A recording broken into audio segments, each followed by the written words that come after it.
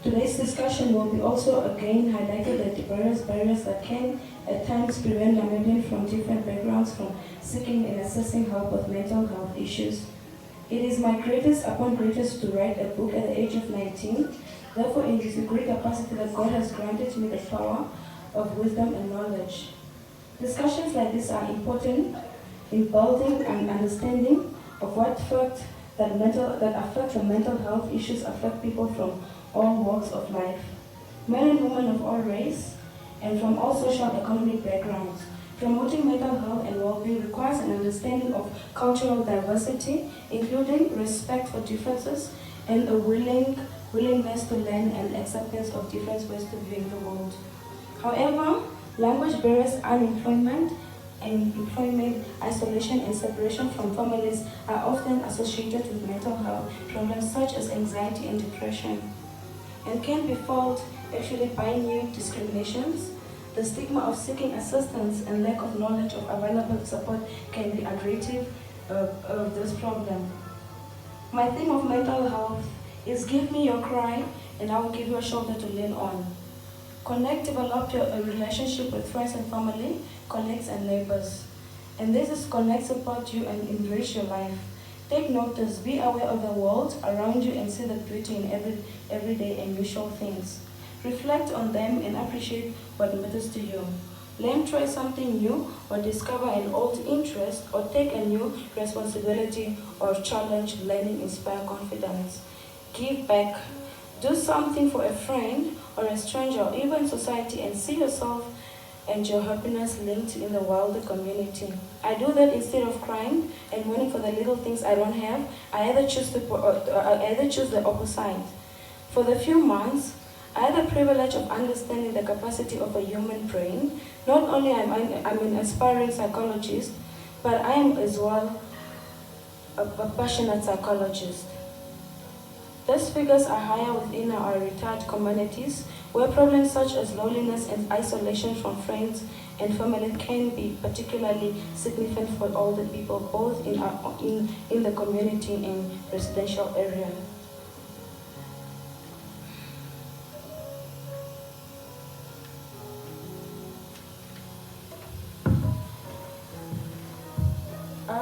When I wrote this book, I was 18 years old, and I had to publish it when I was 19 years old. That was a year back. So I decided to launch it today because I just turned 21 recently, and I feel like it is my greatest achievement, and I needed to accomplish it. That's why I'm here. And I know it's a late notice, but I had to do it and fulfill my destiny over this. The reason why I titled my book Good Life Problem is because not only life is good, we all face problems as well.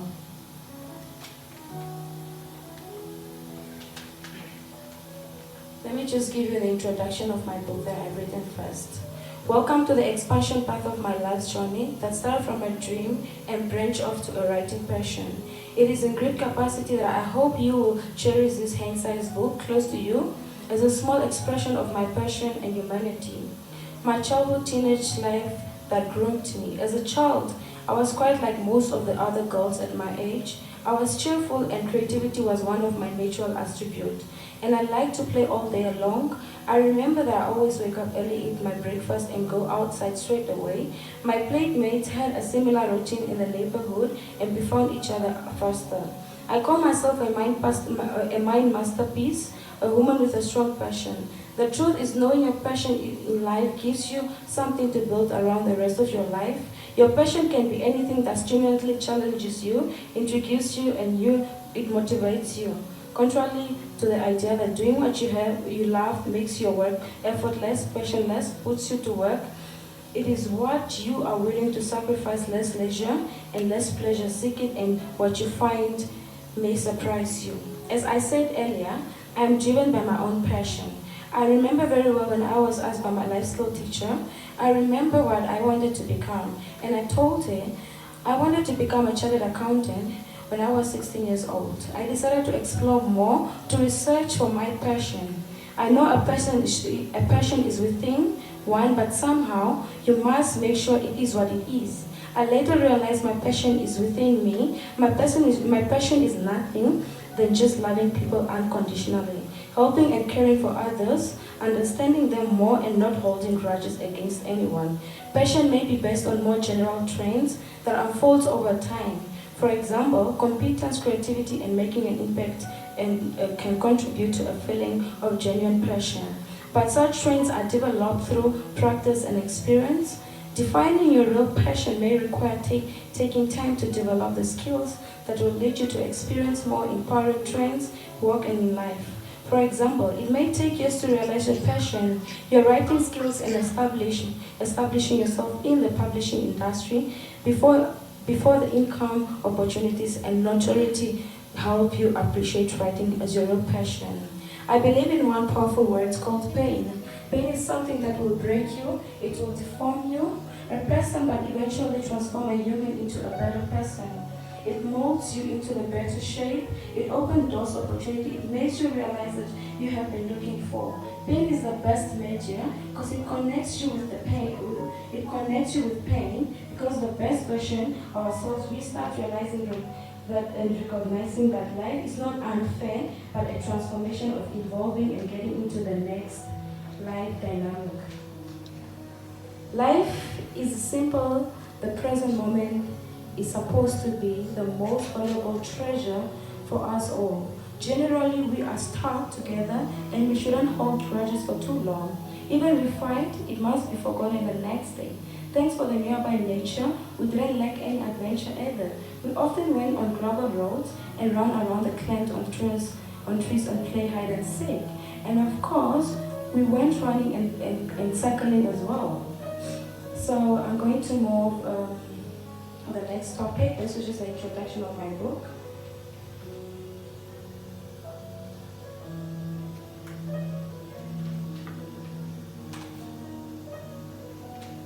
So this is description of pain 1.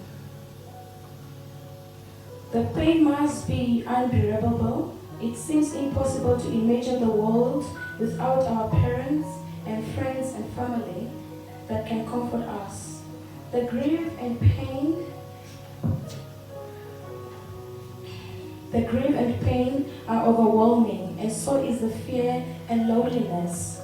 You just want to talk to them one more time. It is just awful in every way that expressing your feeling is too way stressful. We often think that we might be helping those we love by not talking about the pain and sorrow, but experience suggests that talking directly about what people are feeling is comforting and gives you better relief. It lets us know our feelings are real and visible. It validates the suffering of our inner grief. So I do the opposite. Instead of avoiding the bad stuff, I normally try to focus on the intolerability of the pain and the ones that seem impossible, finding relief. There is no love without pain, and there is no life without pain. Pain is how we gain our wisdom and our strength, and it's how we develop thick love. But in between wisdom we change. But in between pain and wisdom we change, because no one gets out of pain the same person they used to be. We still love, but with our guards up high, not as reachable as we used to be, not as trusting, not as innocent, not as pure, and not as hopeless, romantic we once were. We are conscious, we are afraid, we don't want to get rejected, we don't want to be bitter, and we don't want to repeat the same mistakes again. We break hearts to save our own, and we can live years without telling someone how we feel because we know they don't feel the same way. We love, but we don't love wholeheartedly anymore. We love in pieces. We love when we are certain about someone's feelings, and we love when the timing is on our side. We love only when it faces, when it's safe. We still hope, but we still hope, but we also fear. We think how things can go wrong, how all things will short-live, how things will not go the way we want them to, because it's easier to handle, it's easier to deal with the bad outcomes when we expected them. We live, but we don't completely give into a happiness. We don't believe that good things will last.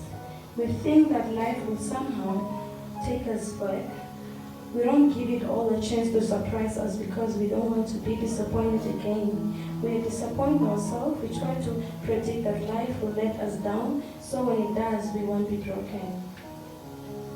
We still dream, but we don't dream too big, and we don't try to chase our dreams because we don't want to lose again. We don't want to fail. We don't want to feel we are worthless. We want to prove that we are good enough, but we are capable of depending on ourselves. That we are responsible adults, so that we dream within reach. We dream about what we know we can attain. We don't look up, we don't look too far, and we don't believe in miracles. We dream, but we don't allow our dreams. We don't think they will happen to us. We don't think we deserve that kind of love and happiness because we are used to the pain.